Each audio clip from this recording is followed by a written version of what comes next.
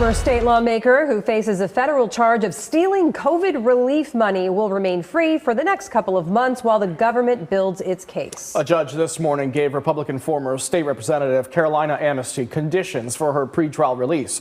West 2 was the only news station at the hearing, and as investigative reporter Greg Fox explains, Amnesty's well-connected attorney is already working the political aisles to try and get the case dropped.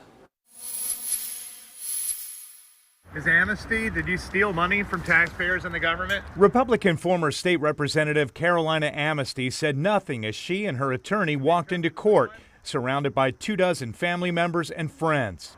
Her attorney, Brad Bondi, is the brother of former Florida Attorney General and new U.S. AG Pam Bondi. Before they headed into court, Brad Bondi sent a letter to 3 senators criticizing what he believes to be the weaponization of the DOJ in this case and saying Amnesty is innocent of these charges. Last month, the U.S. Attorney's Office charged Amnesty with theft of government property, saying Amnesty did knowingly and willfully embezzle and steal $84,500 in fraudulently obtained COVID relief money for her foundation and $37,500 for an auto sales business.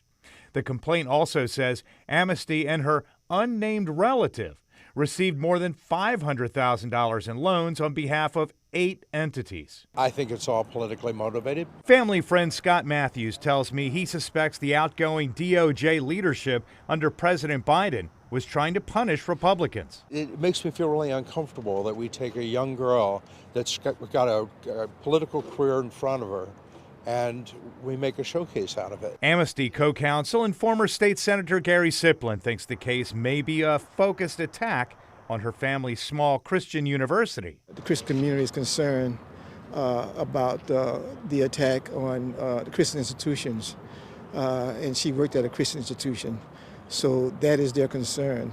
At one point during the hearing, Amnesty objected to the judge's decision not to allow her to travel from Central Florida to North Florida, to Tallahassee in particular. As a former lawmaker, Amnesty says she occasionally has business to do in the Capitol. The judge said it can't routinely be done, but she can file for exceptions with the court. The judge is allowing Amnesty to remain free without bond pending the filing of an indictment. Mr. Bondi, can we talk with you or your client? If convicted, she could face up to 10 years in prison on each count. Covering Orange County, in Orlando, Greg Fox, West 2 News.